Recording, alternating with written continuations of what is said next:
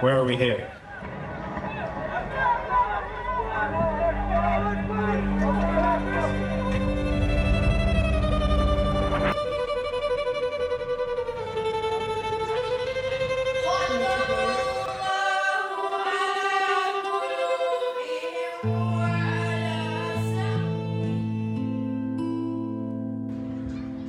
ये मेरी कौम के रहनुमा भी सुने, ये मेरी कौम के रहनुमा भी सुने, मेरी उजड़ी हुई दास्तां भी सुने, मेरी उजड़ी हुई दास्तां भी सुने, जो मुझे मुल्क तक मानते ही नहीं. Greetings, I am Dr. Jacqueline Mashiko, and today we gather for the Back to Ethics event at Emmarentia Primary School in Johannesburg. We gather for an inspiring theme of reawakening moral consciousness. In a world where morality is easily forgotten, this event strives to be a vital reminder that the roles of ethics plays a huge role in individuals, but not only individuals, as well as schools, families, and communities. So join us to this impactful event as well as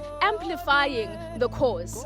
पूछे मैं क्यों इतना गमगीन हूँ, मैं फ़लस्तीन हूँ, मैं फ़लस्तीन हूँ, मैं फ़लस्तीन हूँ, मैं फ़लस्तीन हूँ.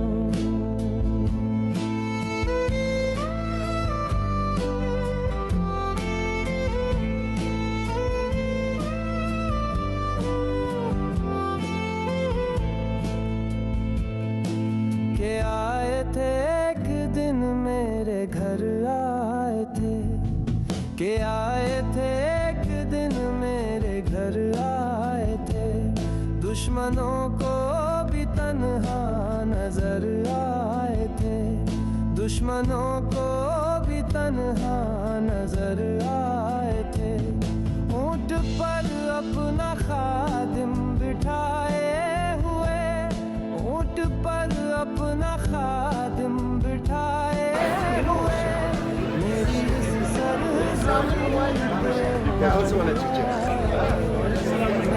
Free, free Palestine, from the river to the sea. Palestine will be free. From Westbury to Emmarentia to Gaza to Sudan, anywhere in the world where there is injustice. Brothers and sisters, we all gather here because we feel strongly and are very emotional about what's unfolding currently in the Middle East and particularly in Gaza and Palestine. And right at the outset, I'd just like to make this dua. اللهم انصر الإسلام والمسلمين في فلسطين. اللهم انصر الإسلام والمسلمين في غزة. اللهم انصر الإسلام والمسلمين في كل مكان. Minister, your steadfast commitment to justice has inspired not only South Africa, but the world. Through your leadership at the ICJ, you have given a voice to the voiceless in Gaza, showing the world that South Africa firmly stands on the side of humanity. But Minister Naledi Pandor's support has not only been global and political, it has also been deeply personal. Minister Pandor, you honored us by visiting the Butterfly Souls installation at Raslo Private Hospital. Now this installation is a tribute from MILESE and RPH to the thousands of children whose lives were tragically lost in the massacre against Gaza. Their mission is clear: to break the blockade, to reach Gaza, and to deliver hope. At present, the flotilla is in Tunisia preparing to depart on Tuesday, and we remain in close contact with these courageous comrades. This is who we are as MILESE, born in a time of crisis, rooted in Ubuntu, and driven by the belief that compassion in action can change lives. From South Africa to Gaza, our work is proof that humanity, when united, can turn despair into hope. Amandla. And when you look at the movement, the cause for Palestine, you see young children are part of the movement. So how do you think you can add and further penetrate schools to also be aware of this movement so that we are raising a generation of strong and aware leaders?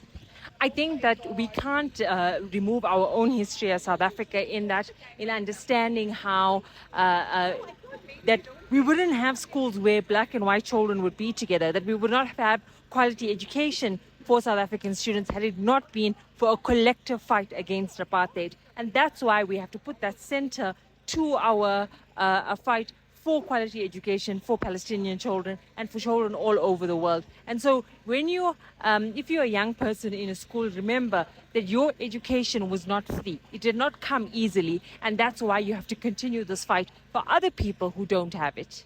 And when we're looking at the support that South Africa has been giving Palestine, what more do you think South Africa as a country can do to amplify the cause in Palestine? I think to be committed to boycott, divestment and sanctions, and to be committed to it on a governmental level, on a corporate level and on an individual level, I think that's absolutely important. I think on a second part of it is to not be dissuaded by the consequences of our action at the International Court of Justice. And thirdly, I think that we need to have more forums like this. In a human level, it's an ethical obligation for us to reflect on that. Can you unpack the intersection of all these three imperatives, where there's a religious imperative, a political imperative, and then an ethical one?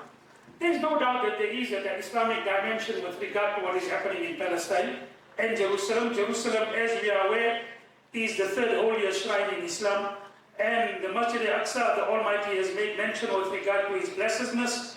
And there are over 70 verses in the Holy Quran which speaks about the blessedness of the land. However, we all know that there is a common cause. The Quran calls upon us to come together on a common cause. قُلْ يَا أَهْلَ الْكِتَابِ تَعَالَوْا إِلَىٰ كَلِمَةٍ سَوَاءٍ بَيْنَنَا وَبَيْنَكُمْ. O people of the scriptures, let us come together on a common cause with regard to justice, with regard to morality. Why is there why do we still have Ben Gvir saying we'll treat all of those people on the flotilla like terrorists? Why do you have this stark impunity? Because it feels, to activists who are sitting here, it feels demoralizing that every time you try to stand up, you still have this level of audacious commitment to a genocide. Well, first, what we must repeat to everybody is don't be discouraged. Because the intention of the intensity of the massacre is to cause you to lose hope, is to cause us to stop being active. So don't lose hope. While I agree with the extract you read from the book and with Prof, I do think one of the elements we don't make enough use of is that of the role of civil society organizations, internationally, not just in South Africa. Love for everyone, love for all living entities, and there are over 8,300,000 living entities in the world, and that we need to treat everyone, irrespective of race, color, creed, with love. And when there is love, you automatically have peace. And when you are at peace with yourself, you are in harmony with everything around you. So I would want to submit that we are spiritual beings enjoying a physical experience, and that we are one people, that we are one global family. In my faith, the Hindu faith, we refer to this as Vasudeva Kutumbakam. The whole world is one family, one people, one being, one consciousness. And we make no difference between race, color, creed, or religion. That the struggle in this country, which was premised, or our current constitution of the Republic of South Africa, is premised on the values that were enshrined in the Freedom Charter. And what does the Freedom Charter talk to? That South Africa belongs to all who live in it. that all shall enjoy equal rights, that there shall be free and compulsory education for all, that the land shall be shared amongst those who work it. Okay? So it was a huge struggle that we waged for over 300 years of colonialism of a special type. So I want to agree with Dr. Naledi Pandor when she argues that we need a global civil society movement that is united around common ideals. And so what we must create is a global force of civil society actors acting in concert on a global campaign we all agree on. And that is what we have not done as yet. A global movement is emerging, but it's not coordinated yet. It needs coordination. It needs harnessing. Because remember, with our struggle, while it is true about the black labor force, and many people mentioned this to me when we talk about the comparative, but remember there were 4 pillars. Mass mobilization, there was mass struggle, international solidarity, and armed resistance. So we need to look at which of those elements are missing and which are available to us to utilize.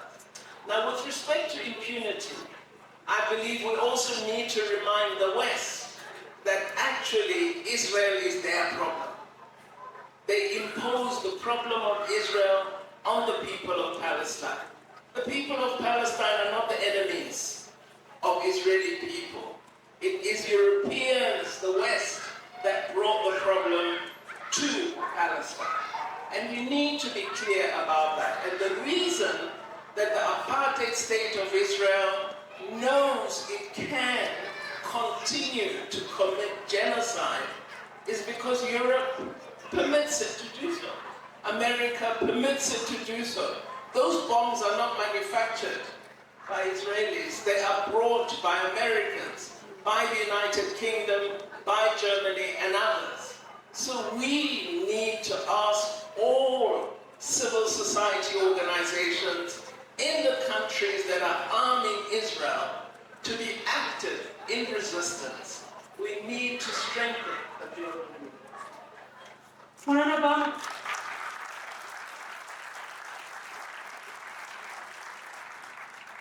The type of oppression we see is a coordinated effort itself.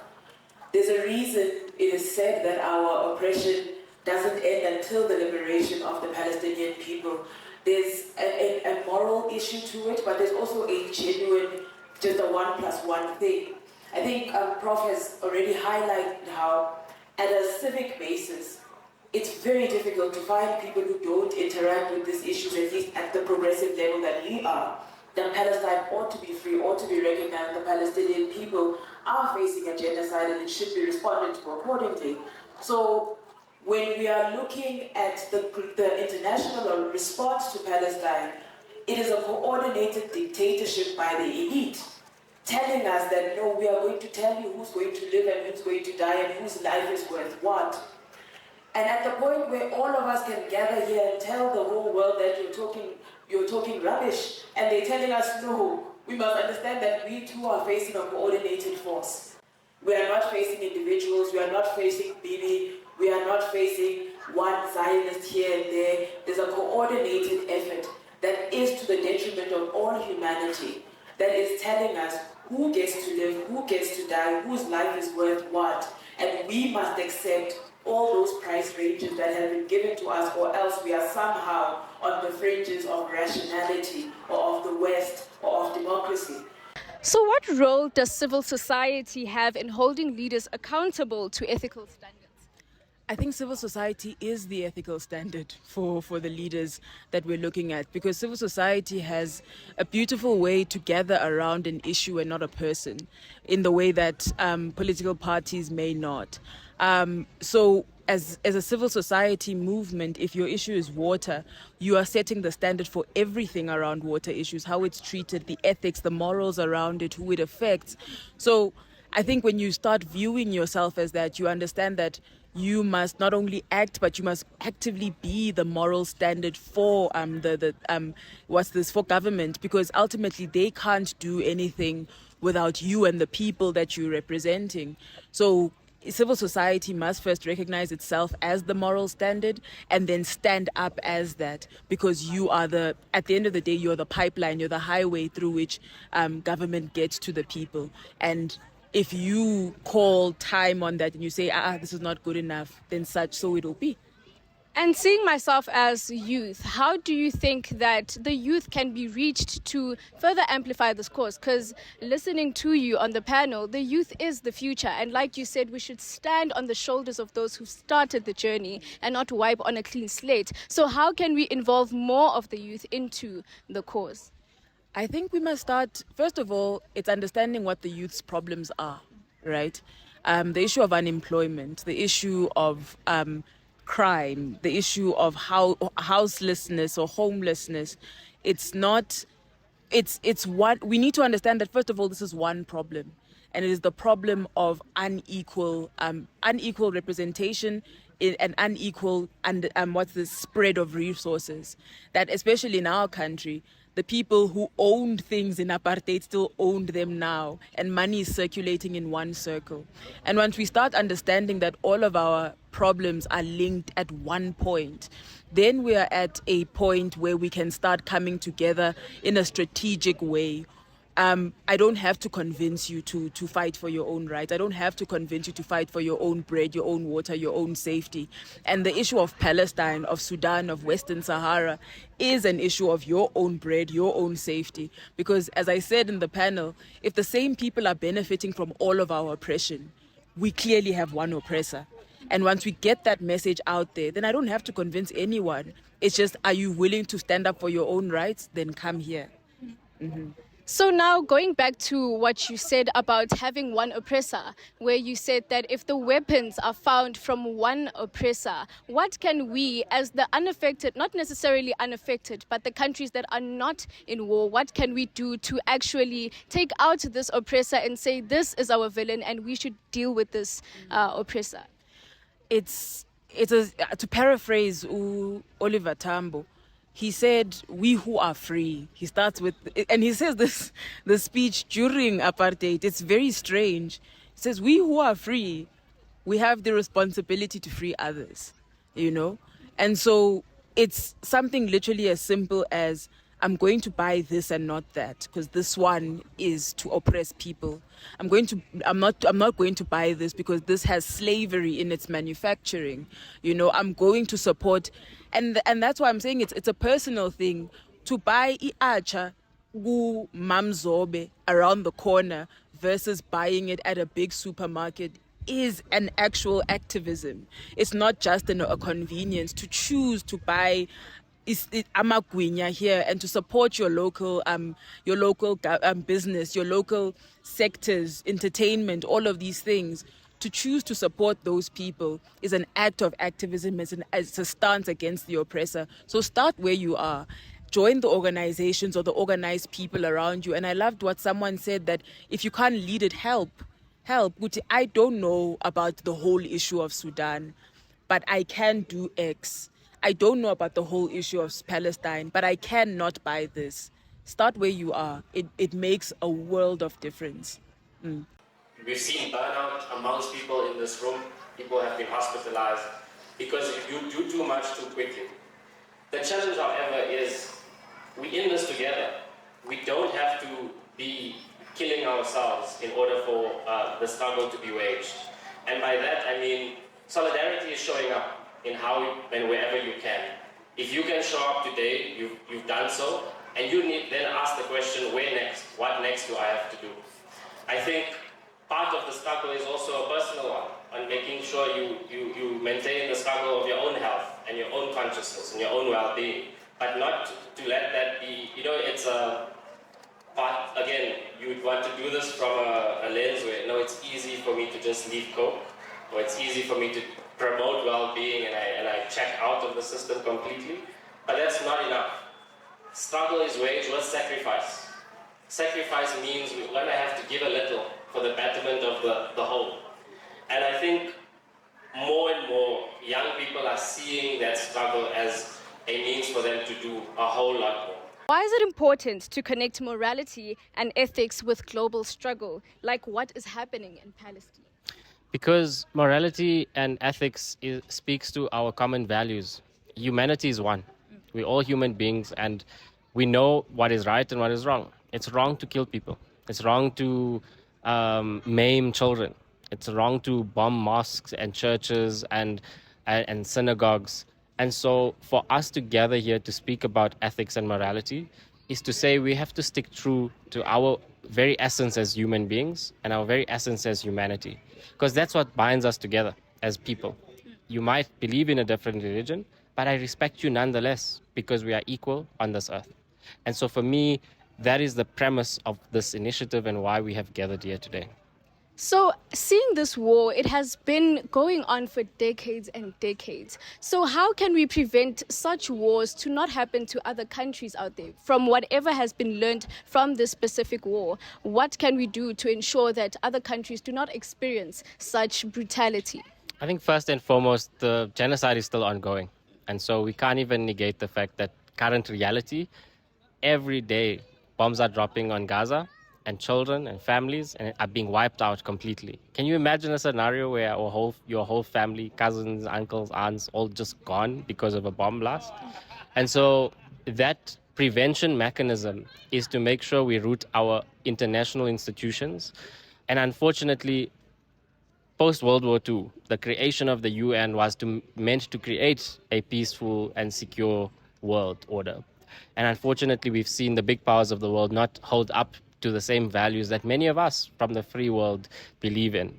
And that's why we have the scenario. And so what I'd say it needs to happen is that we need new institutions that will actually be binding on every single country and every single citizen of this world to actually say, if you agree on these principles of justice, of equality, of fairness, then we can build this world together. But if you don't, if you're going to bully us, if you're going to want to promote guns and war machines, then you are clearly in it for yourselves. And so, again, the institutional framework of the world has to change. And we're seeing it change rapidly. The less effective the UN becomes because of its Security Council's inability to ensure peace in the world, the more other countries are going to start gathering together and saying, we need to do something different. And I'm seeing that happening more and more.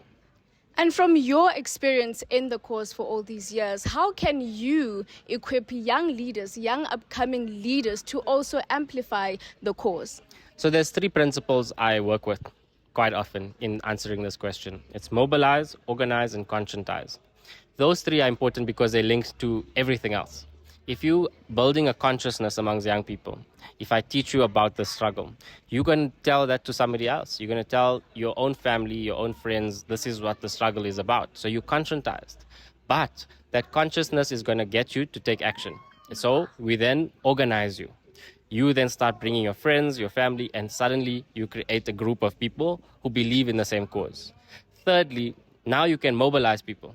And when you mobilize people, you get hundreds and thousands of people to come out because they believe the cause. And that actually forces politicians and leaders to start making decisions based on those values. And so for me, one, I do mentorship. I mentor young people who want to take up leadership, but I also organize them and I teach them because that's also where I know my role is in all those big systems that we have. And I think there's always this opportunity to ask questions and to find young leaders amongst ourselves who we think we can partner with to achieve our shared cause. And I don't just mean this from the Palestine question. The Palestine question is central. However, we have issues of hunger in this country. We have issues of unemployment. Hundreds were marching last week. If you're conscious about the way the world works and about systems and how power exists in this world, you will know that our struggles are shared. And so the same unemployed person in Shoshanguve is experiencing that because we have a global elite, an elite in South Africa that also wants that type of reproduction of the current status quo. And we need to change that. And that's why I do support young people and young leaders who want to be part of it. And I think what you said concurs to the theme of today, which is reawakening moral consciousness. But my final question for you is, change is a very misused word. So how do the viewers and the listeners know that today is not just a panel discussion? There is actual change coming, and there is actual movement to amplify the cause, not only for Palestine, as you mentioned, but also for South Africa. We're in a stage in the world where people are rising up. Ordinary people across race, religion, culture, sex, gender, ethnicity are starting to step up and say, I want to be part of that change. I'm tired of existing in a world where I don't even think my own children will actually live in peace because of what's happening. And so the more ordinary people step up, I think we'll get the kind of change we want, rooted in a sense of morality and of ethical values. And this is just the start for us. I mean, it's not even the start, by the way. This is just an event to discuss, debate, convene people. The work we do in our organizations of building consciousness, of organizing, of putting pressure on governments has already happened and continues to happen. What we have to ask ourselves as ordinary people is how do we want to be part of it? As a young person growing up in this country, should I do so from my own self-preservation and self-interest, or should I do work and service to humanity for the betterment of everyone? And if we get more people to think about the betterment of everyone, we start shifting the needle amongst our communities, where we'll start seeing less inequality. We'll start tackling poverty, and the issues of unemployment will start being challenged, because markets like this show you that we can imagine a different mode of an economy and start doing things differently. Well, thank you very much for your feedback, and thank you very much for your time. I appreciate it. Thank you so much. Thank you.